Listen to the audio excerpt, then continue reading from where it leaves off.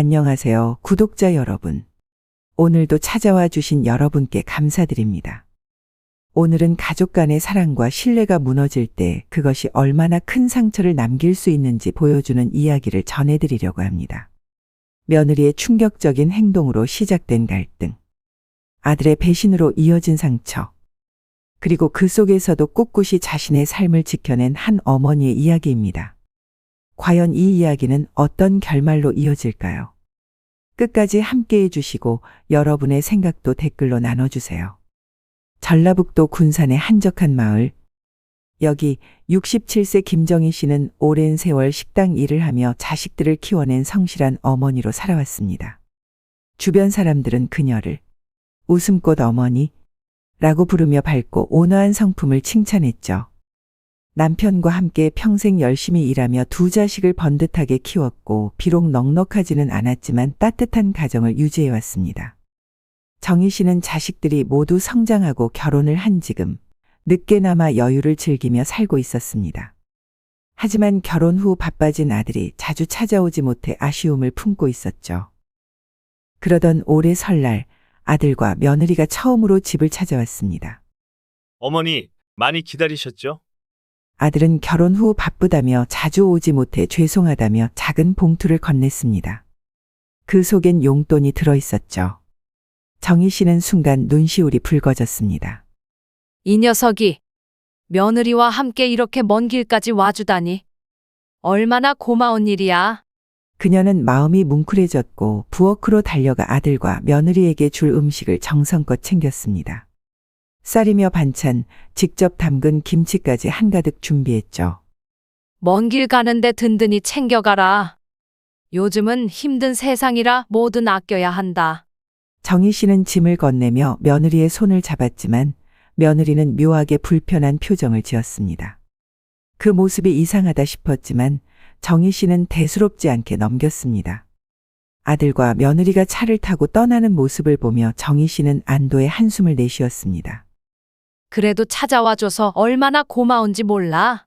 하지만 그녀가 집으로 들어가려던 순간 멀리서 차가 멈추는 소리가 들렸습니다. 잠시 후 며느리가 차에서 내려들고 있던 짐들을 바닥에 내려놓는 게 보였습니다. 그리고 충격적인 일이 벌어졌습니다. 대체 왜 이런 걸 받아와야 해요? 며느리는 김치통과 음식을 바닥에 던지며 불만을 쏟아냈습니다. 결혼할 때 신혼집 하나 마련해 주신 것도 아닌데 용돈까지 드려야 하다니. 음식은 또 왜 이렇게 많아요? 저희 형편도 생각 좀 해주세요. 땅바닥에 내던져진 김치통이 터지며 내용물이 쏟아졌습니다. 정희 씨는 그 모습을 멍하니 바라볼 수밖에 없었습니다. 머릿속이 새하얘졌습니다. 저게 무슨 짓이야? 어떻게 저럴 수 있지? 달려가서 그녀는 아들에게 물었습니다. 이게 다 무슨 일이니? 대체 왜 저러는 거야? 그러나 아들은 대꾸하지 않았습니다. 며느리와 큰 소리로 다투며 차 안으로 돌아갔습니다. 흐르는 눈물과 남겨진 봉투. 정희 씨는 며느리가 버린 음식들을 다시 보자기에 싸며 울음을 삼켰습니다. 그래도 며느린데. 아이고, 내가 뭘 잘못했길래. 그러다 버려진 음식 사이에서 편지와 봉투를 발견했습니다. 정희 씨가 직접 적은 편지와 함께 결혼식 때 도움을 주지 못한 미안함을 담아 500만 원을 넣어둔 돈봉투였습니다. 정희 씨는 주저하며 봉투를 열었고 그 안에 담긴 자신의 진심이 떠올랐습니다. 결혼 때 형편이 어려워 아무것도 못 해준 게 얼마나 마음에 걸렸는데. 이걸로라도 조금이나마 미안함을 덜고 싶었는데. 그때 며느리가 다시 차에서 내려 봉투를 챙기려 했습니다. 죄송해요, 어머니. 이건 몰랐어요. 봉투는 제가 챙길게요. 그녀의 얼굴이 빨갛게 달아올랐지만 정희 씨는 단호하게 손을 내저었습니다. 이 봉투는 내가 가질 자격이 없다. 다시는 우리 집에 오지 마라. 정희 씨의 목소리는 떨렸고 며느리는 말을 잇지 못한 채 돌아섰습니다. 집으로 돌아와 정희 씨는 의자에 앉아 한참을 멍하니 있었습니다. 내가 잘못한 걸까? 아니면 저 아이가 잘못된 걸까? 그녀는 아들의 행복만을 바라고 살았던 지난 세월을 떠올리며 가슴을 치며 울었습니다. 내가 이러려고 자식들을 키웠나? 어디서부터 잘못된 걸까? 그녀는 어두운 방 안에서 조용히 중얼거렸습니다. 어쩌다 이 지경이 됐을까? 내가 정말 잘한 걸까? 이 이야기는 여전히 김정희 씨의 마음속에 깊은 상처로 남아 있습니다. 그녀가 선택한 단호한 행동은 과연 옳았을까요? 전라북도 군산의 작은 마을. 김정희 씨가 이곳에 자리 잡은 것은 40년도 더 된 일이었습니다. 남편과 함께 어렵게 시작한 식당은 손님들의 입소문을 타며 조금씩 자리를 잡아갔습니다.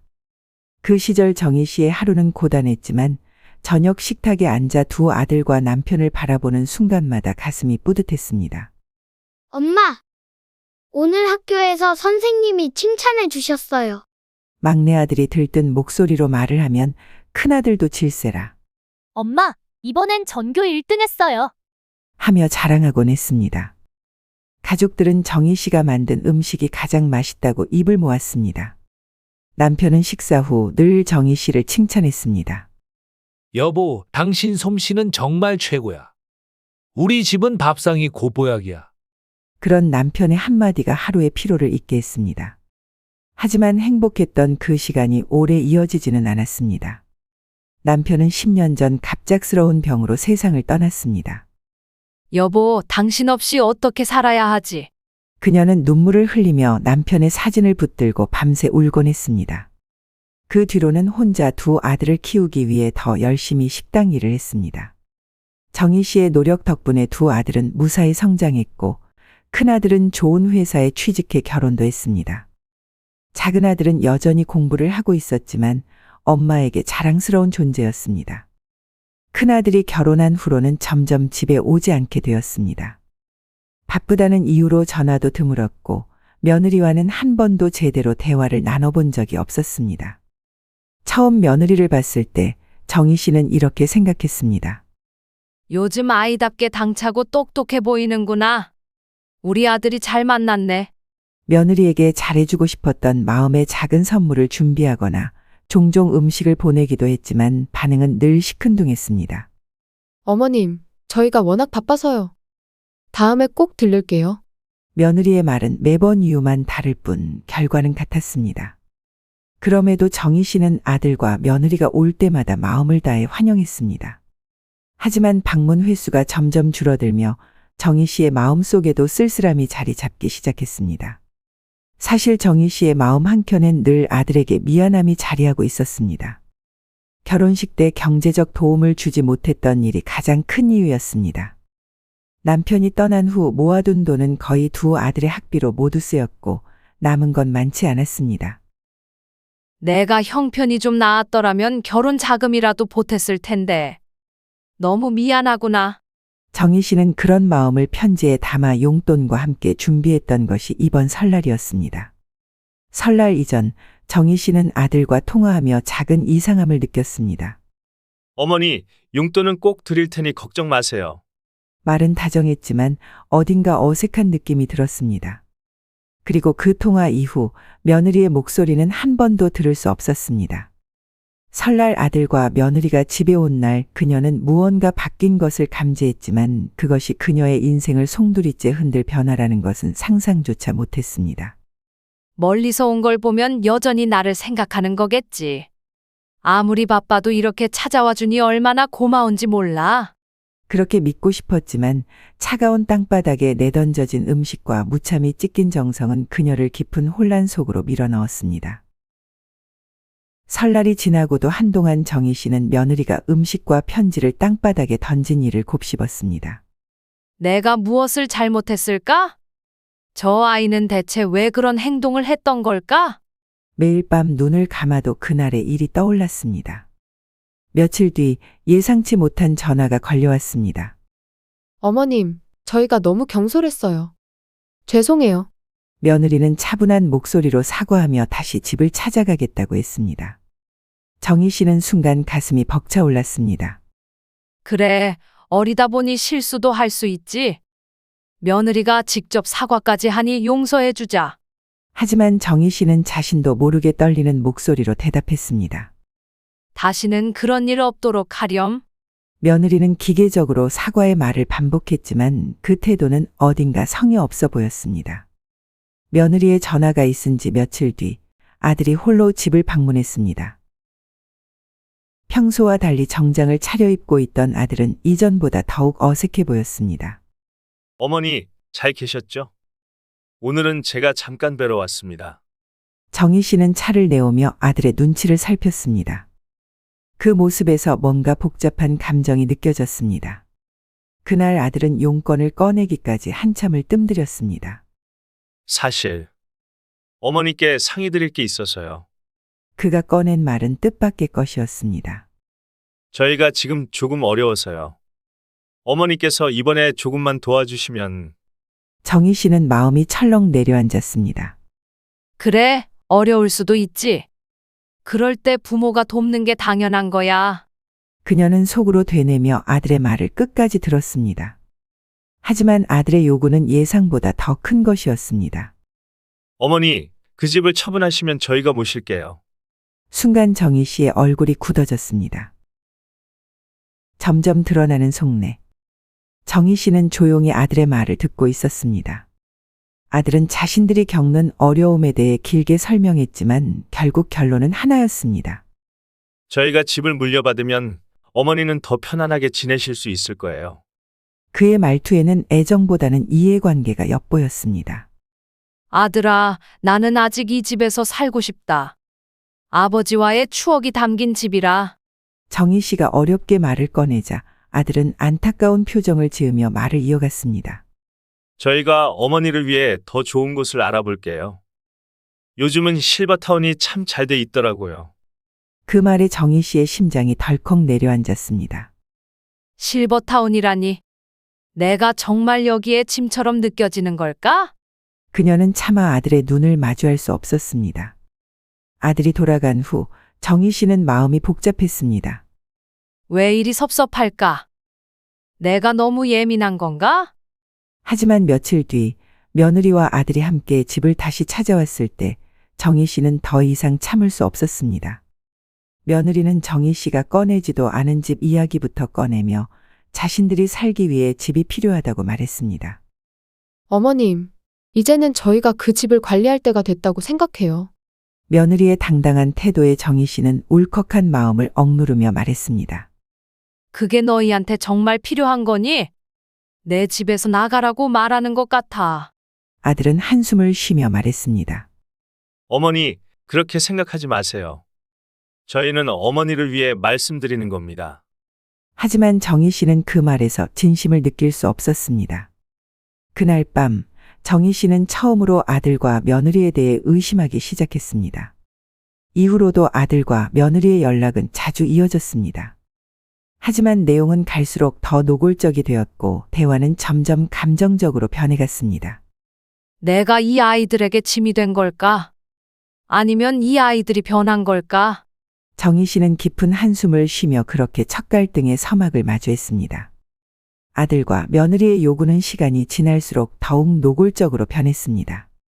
전화와 방문은 점점 잦아졌고 대화는 마치 협박에 가까운 수준으로 변해갔습니다. 그날도 정희 씨는 깊은 잠에 빠지지 못하고 뒤척이고 있었습니다. 그런데 한밤중 갑자기 전화벨이 울렸습니다. 어머니, 아직 안 주무셨죠? 아들의 목소리는 술 기운이 섞여 있었습니다. 아들아, 이 시간에 웬일이니? 정희 씨는 불안한 마음으로 물었지만 돌아온 대답은 충격적이었습니다. 어머니, 진짜 왜 이렇게 고집을 부리세요? 우리도 이제 좀 살고 싶단 말이에요. 갑작스러운 폭언에 정희 씨는 할 말을 잃었습니다. 아들, 그게 무슨 소리니? 내가 너희를 얼마나 생각하는지 모르니? 하지만 아들은 그녀의 말을 듣지 않았습니다. 어머니는 그냥 혼자 계시니까 모르시죠. 저희는 애도 키워야 하고 대출도 갚아야 하고. 어머니 집 한 채로 해결할 수 있는 거 왜 이렇게 복잡하게 만드세요? 그의 말투에는 아랑곳 없는 냉정함이 느껴졌습니다. 정희 씨는 수화기를 꼭 쥐고 떨리는 목소리로 말했습니다. 너희를 위해 이 집을 팔 수는 없다. 이건 너희 아버지와 내 평생의 추억이 담긴 집이다. 그러나 아들은 한숨을 내쉬며 비웃듯 말했습니다. 어머니, 그게 뭐가 중요해요? 추억으로 밥 먹고 살 수 있나요? 정희 씨는 결국 전화를 끊고 눈물을 흘렸습니다. 내가 이 아이에게 이렇게까지 무시당할 줄이야. 며칠 뒤 아들과 며느리는 갑작스럽게 집을 찾아왔습니다. 손에 들고 온 서류가 정희 씨의 불안을 자극했습니다. 어머님, 이건 집을 매매할 때 필요한 서류입니다. 저희가 미리 준비해 놨으니 도장만 찍어주시면 돼요. 며느리는 서류를 정희 씨 앞으로 내밀며 다정한 척 말했습니다. 정희 씨는 서류를 보는 순간 온몸이 굳어버렸습니다. 아니, 내가 언제 이걸 하겠다고 했니? 너희가 이렇게까지 준비를 해올 줄은 몰랐다. 아들은 어깨를 으쓱하며 대답했습니다.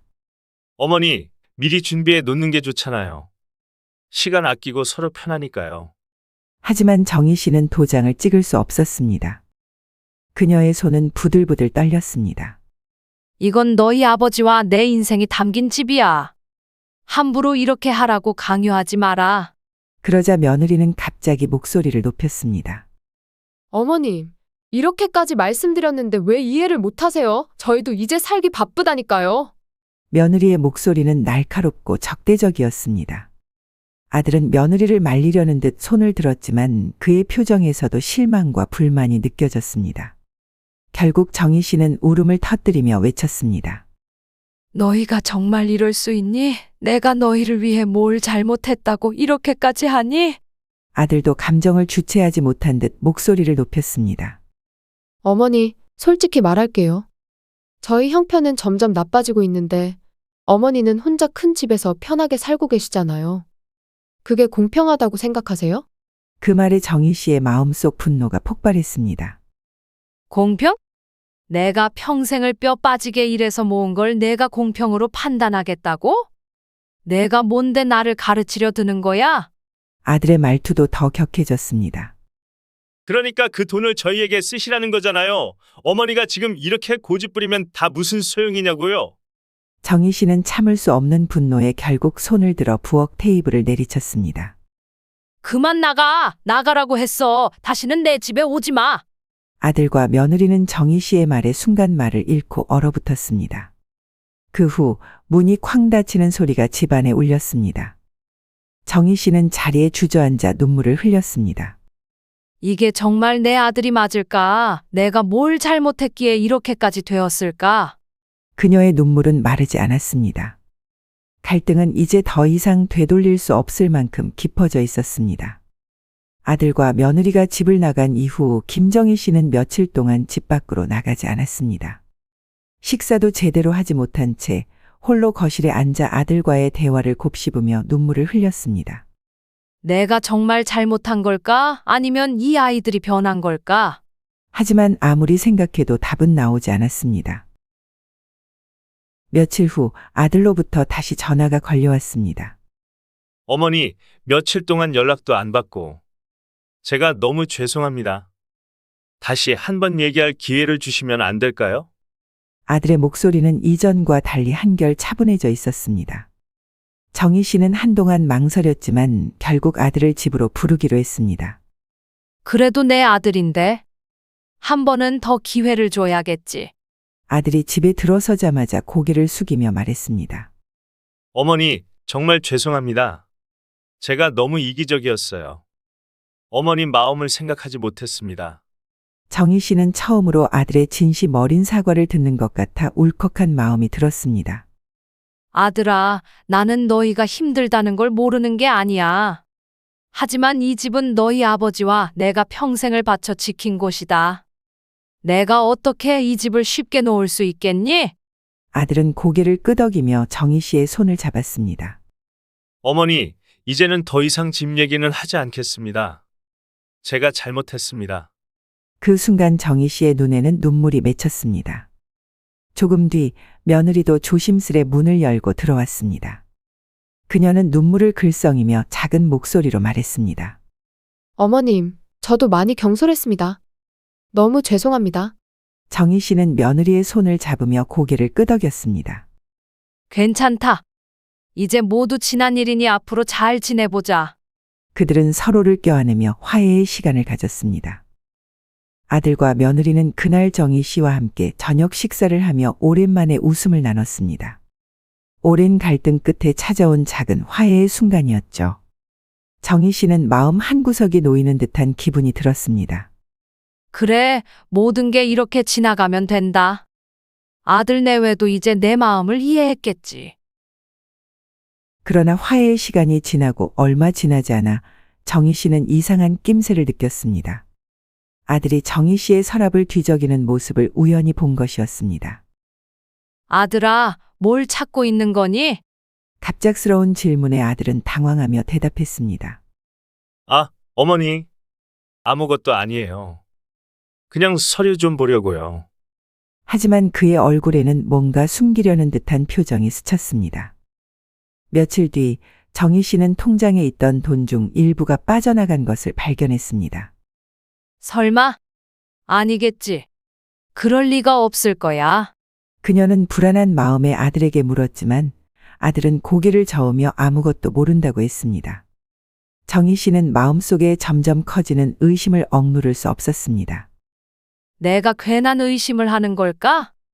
아니면 정말 이 아이들이 또다시 뭔가를 꾸미고 있는 걸까? 그녀는 며느리의 말투, 아들의 행동 하나하나에 더욱 예민해졌습니다. 그리고 서서히 마음속에 쌓이는 불씨는 또 다른 갈등의 씨앗이 되어가고 있었습니다. 정희 씨는 화해 이후에도 마음 한구석이 편치 않았습니다. 아들의 다정한 태도와 며느리의 달라진 행동이 진심 같지 않았기 때문입니다. 왜 자꾸 마음이 불안하지? 이제 정말 화해한 건데. 정희 씨는 스스로를 다독이며 불안한 감정을 억눌렀지만 며칠 뒤 그녀의 의심은 현실이 되고 말았습니다. 어느 날 아침 초인종 소리가 집안을 울렸습니다. 문을 열자 정장을 입은 낯선 남자가 서 있었습니다. 김정희 씨 되시나요? 그는 다짜고짜 서류를 내밀며 말했습니다. 아드님과 며느리 분께서 상담을 의뢰하셨습니다. 집과 재산 관리를 위임하시겠다는 동의서가 필요하다고 해서 찾아뵈었습니다. 정희 씨는 눈을 크게 뜨고 말했습니다. 위임서라니요? 그런 얘기는 처음 듣습니다.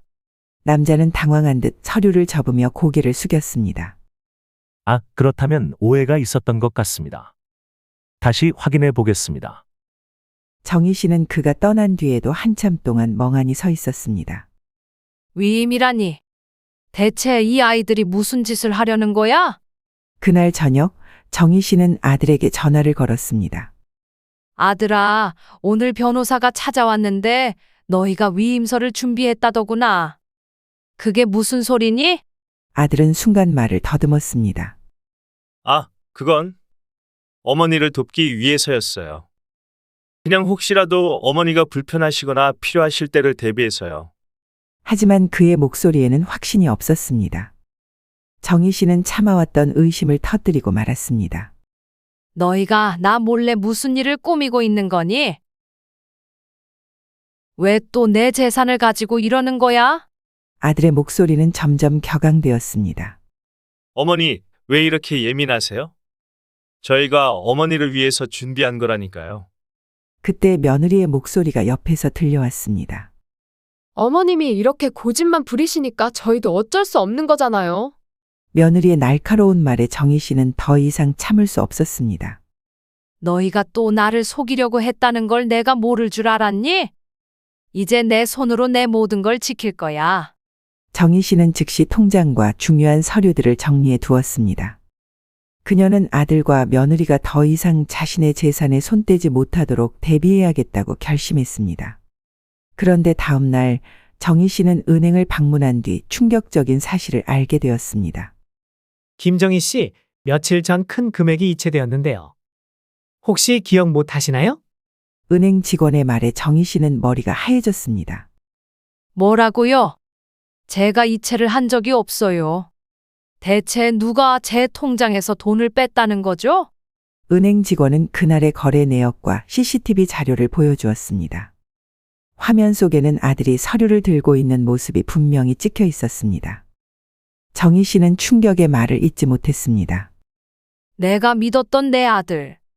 너마저도 날 이렇게 배신할 줄이야. 집으로 돌아온 정희 씨는 아들에게 전화를 걸었지만 그는 전화를 받지 않았습니다. 며느리 역시 정희 씨의 전화를 무시했습니다. 정희 씨는 주먹을 꼭 쥐며 중얼거렸습니다. 이제는 내가 나서야겠구나. 다시는 이 아이들에게 내 인생을 휘둘리지 않겠다.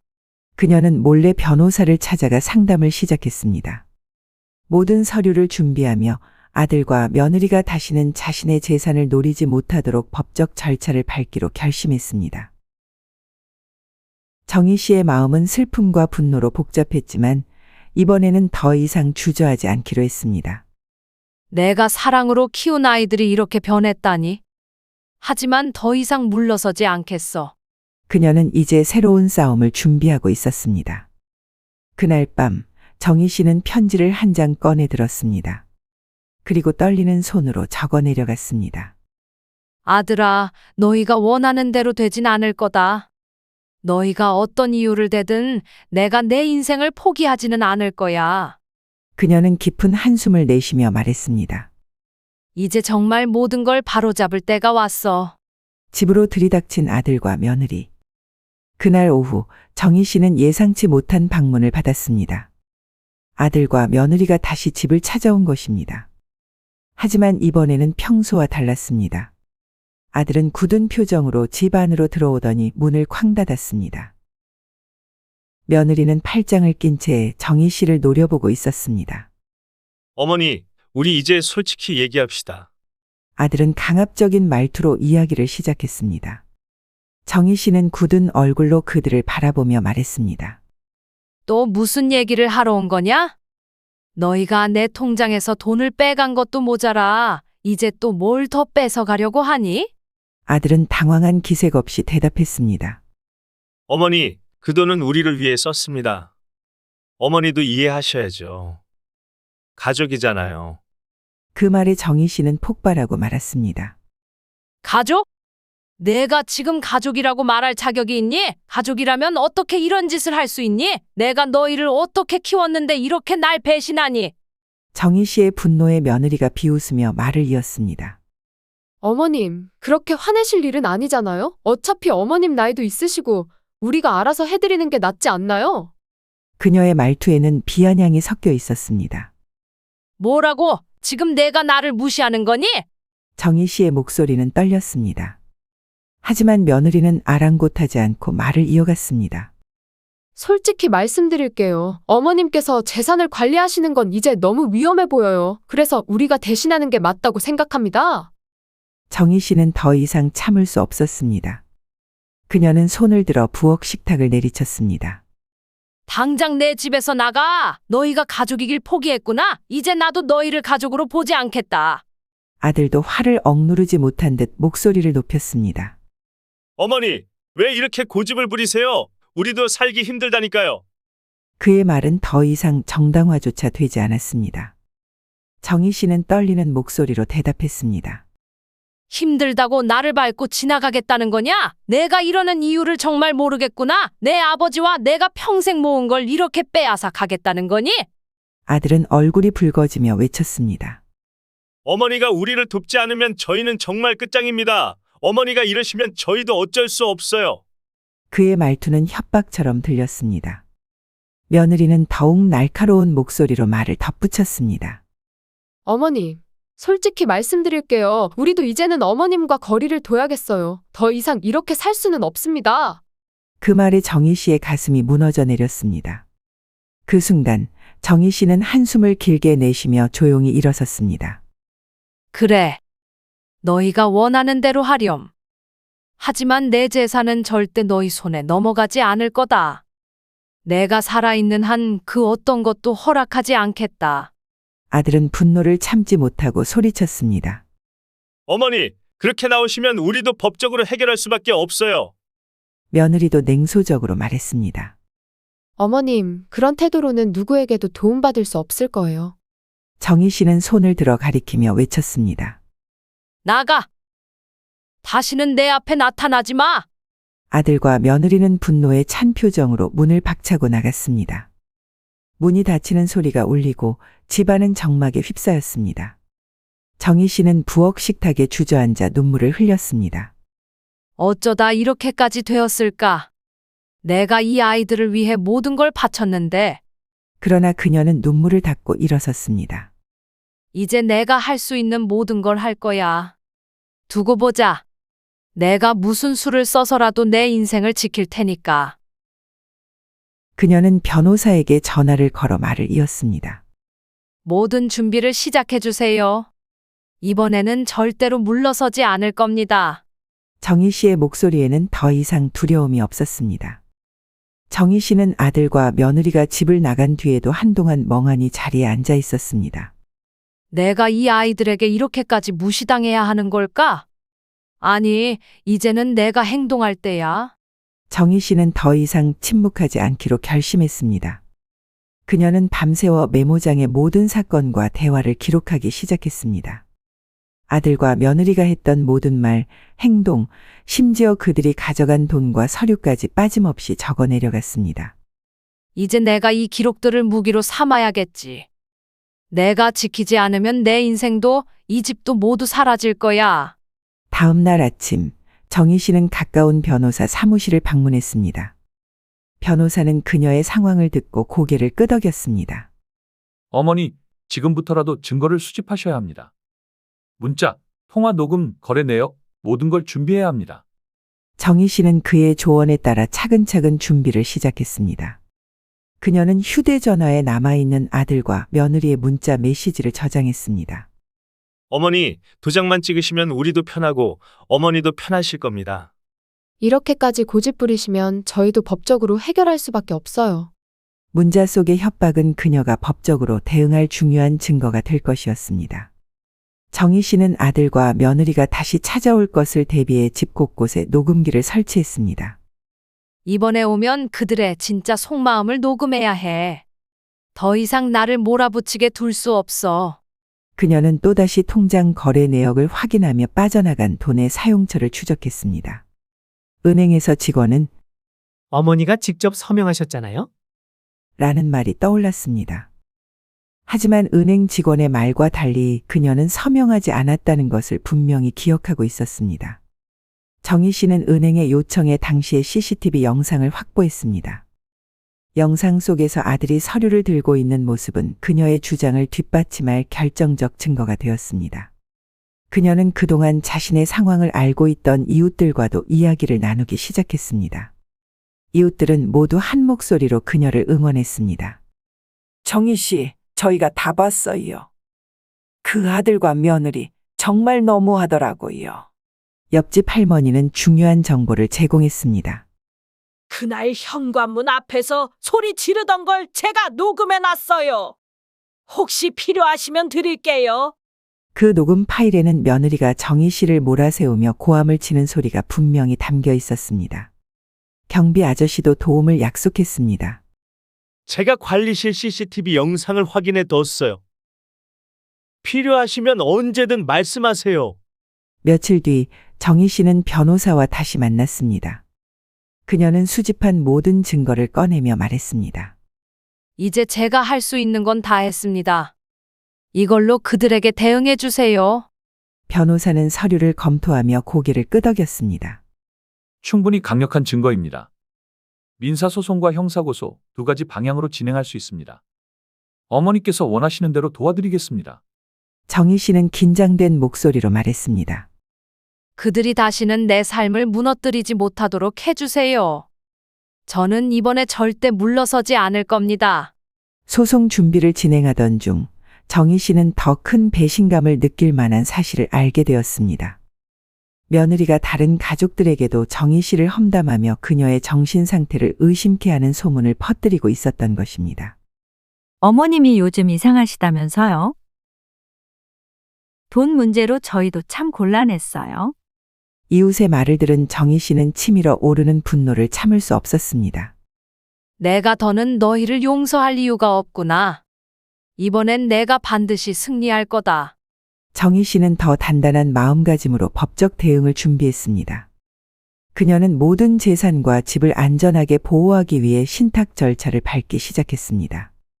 그녀는 변호사와 함께 말했습니다. 제 재산이 절대로 그들의 손에 들어가지 않도록 해주세요. 제가 마지막까지 지킬 수 있도록 도와주십시오. 그녀의 싸움은 이제 시작에 불과했습니다. 정희 씨는 변호사와 함께 법적 절차를 시작했습니다. 그녀는 민사소송과 형사고소를 동시에 진행하며 모든 증거를 제출했습니다. 어머니, 소송 준비가 잘 진행되고 있습니다. 이제 그들의 행동에 대한 대가를 치르게 될 겁니다. 변호사는 증거 자료를 정리하며 설명했습니다. 이 영상과 녹음 파일, 그리고 거래 내역은 아주 중요한 증거가 됩니다. 특히 은행 CCTV와 아들의 서명 위조는 형사 사건으로 처리될 가능성이 높습니다. 정희 씨는 긴 한숨을 내쉬며 말했습니다. 그들이 내게 이렇게까지 할 줄은 몰랐어요. 하지만 이번만큼은 절대로 물러서지 않겠습니다. 드디어 첫 재판 날이 다가왔습니다. 정희 씨는 떨리는 마음으로 법정에 들어섰습니다. 반대편에 앉아있는 아들과 며느리의 모습을 본 순간 가슴이 철렁 내려앉았습니다. 아들은 고개를 떨군 채 아무 말도 하지 않았고 며느리는 차가운 눈빛으로 정희 씨를 바라보고 있었습니다. 판사가 재판을 시작하며 증거 자료를 하나씩 확인하기 시작했습니다. 변호사는 자신감 있는 목소리로 말했습니다. 피고는 원고의 재산을 무단으로 인출했고 허위 서류를 제출했으며 명백히 재산 강탈을 시도했습니다. 그때 재판장의 스크린에 아들이 은행에서 서류를 내미는 CCTV 영상이 재생되었습니다. 변호사가 추가로 제출한 녹취록에서는 며느리가 정희 씨를 협박하며 말한 내용이 명확히 들려왔습니다. 어머님, 재산 정리 안 하면 저희도 강제로라도 처리할 겁니다. 녹취록이 재생되자 법정 안은 긴장감으로 가득 찼습니다. 아들과 며느리의 변호사는 상황을 변명하려 했습니다. 피고들은 가족의 재산을 보호하기 위한 행동이었다고 주장합니다. 고의성이 없었으며 단지 원고의 안전과 편의를 위한 것이었습니다. 하지만 판사는 냉정한 목소리로 대답했습니다. 피고들이 제출한 주장과 증거는 원고가 제출한 명백한 증거를 뒤집기에 부족합니다. 특히 위조된 서류와 불법적인 돈의 인출은 그 어떤 변명으로도 정당화될 수 없습니다. 정희 씨는 그 순간 눈물이 차올랐습니다. 그들이 이런 식으로 나를 무너뜨리려 했지만 진실은 결국 밝혀지는구나. 재판은 정희 씨의 승리로 끝이 났습니다. 판사는 다음과 같은 판결을 내렸습니다. 피고들은 원고의 재산을 불법적으로 강탈하려 했으며 이에 대한 민사적 손해배상과 형사적 처벌을 선고합니다. 피고들은 위조 및 협박 행위에 대한 벌금형과 집행유예를 받으며 손해배상 금액은 1억 원으로 책정됩니다. 아들과 며느리는 판결문을 읽으며 얼굴이 하얗게 질렸습니다. 며느리는 작은 목소리로 말했습니다. 이렇게까지 될 줄은 몰랐어요. 하지만 정희 씨는 그들을 바라보며 단호하게 말했습니다. 이건 너희가 뿌린 씨앗이야. 내가 이렇게까지 나설 줄 몰랐겠지만 이제 내가 내 인생을 지킬 거다. 그들의 비행이 알려지면서 아들과 며느리는 주변 사람들로부터 비난을 받기 시작했습니다.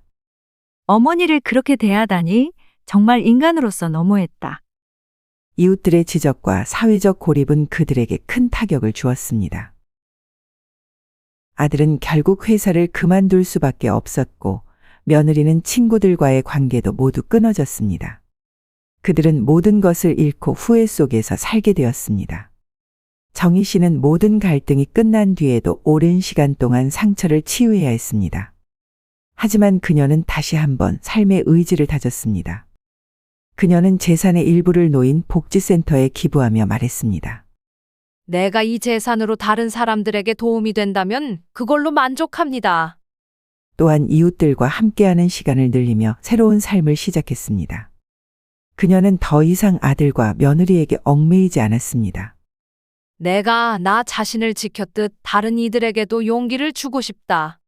법적 갈등과 오랜 싸움이 끝난 뒤 김정희 씨는 조용히 창문을 열었습니다. 신선한 바람이 방 안으로 들어오며 그녀의 마음을 어루만졌습니다. 이제 정말로 다 끝났구나. 더 이상 누구에게도 휘둘리지 않을 거야. 그녀는 그동안 마음을 괴롭히던 어두운 생각을 떨쳐내기로 했습니다. 이제는 아들과 며느리에 대한 원망 대신 자신을 위해 살아가야 할 때라고 다짐했습니다. 정희 씨는 동네 복지관에서 자원봉사를 시작했습니다. 손주 같은 아이들에게 이야기를 들려주거나 이웃 어르신들과 함께 식사하는 시간을 보내는 것이 그녀에게 큰 위로가 되었습니다. 정희 씨, 요즘 얼굴이 많이 밝아지셨어요. 옆집 할머니의 말에 정희 씨는 밝게 웃으며 대답했습니다. 이제야 제 인생을 다시 찾은 것 같아요. 그녀는 텃밭을 가꾸며 이웃들에게 나눌 채소를 기르고 경로당에서는 다른 어르신들과 함께 춤을 배우며 즐거운 시간을 보냈습니다. 정희 씨는 자신이 겪은 일들을 복지관 강연에서 나누기도 했습니다. 그녀의 이야기는 많은 이들에게 공감을 불러일으켰습니다. 가족이라고 해서 모든 걸 참을 필요는 없습니다. 내가 나를 지키는 것이 가장 중요하다는 걸 배웠습니다. 그녀는 이렇게 말하며 참석자들에게 자신의 경험을 들려주었습니다. 어떤 이들은 눈물을 글썽이며 박수를 보냈습니다. 저도 비슷한 일을 겪고 있어요. 정희 씨 덕분에 용기를 얻었습니다. 정희 씨는 그들에게 따뜻한 미소를 보이며 말했습니다. 여러분의 삶은 여러분의 것입니다. 누구도 여러분의 행복을 앗아갈 권리는 없습니다. 몇 달 뒤 아들이 혼자 정희 씨를 찾아왔습니다. 그는 한참 동안 머뭇거리다가 입을 열었습니다.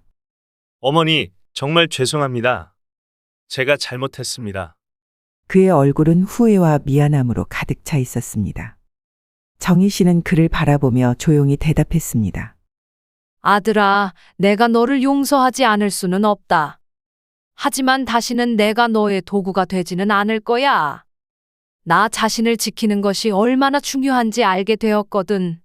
아들은 눈물을 흘리며 말했습니다. 어머니, 저희가 너무 어리석었어요. 앞으로는 어머니께 잘하겠습니다. 정희 씨는 아들의 손을 잡으며 말했다. 내 인생은 이제 내 것이다. 너도 내 삶을 잘 살아라. 그들은 짧은 대화를 나누고 헤어졌지만 정희 씨는 더 이상 과거의 상처에 얽매이지 않기로 했습니다. 희망으로 가득한 새로운 날들. 정희 씨는 지금 작은 텃밭을 가꾸며 하루하루를 소중히 살아가고 있습니다. 아침에는 새소리를 들으며 산책을 하고 저녁에는 이웃들과 함께 저녁 식사를 나눕니다. 내 인생의 봄날은 지금부터다. 그녀는 자신에게 다가온 평화로운 시간에 감사하며 이렇게 생각했습니다. 복지관에서 만난 새로운 친구들은 그녀의 삶을 더욱 풍요롭게 해주었고 그녀의 집은 여전히 그녀에게 추억과 따뜻함을 선사하고 있었습니다. 정희 씨는 자주 이런 말을 합니다. 여러분, 가족이라는 이름으로 희생하지 마세요. 가족이라도 선을 넘는 순간 단호하게 대처해야 합니다. 나를 지키는 것이야말로 내가 사랑하는 사람들에게 줄 수 있는 가장 큰 선물입니다. 그녀는 이제 누구보다 강해진 자신을 느끼며 매일을 살아갑니다.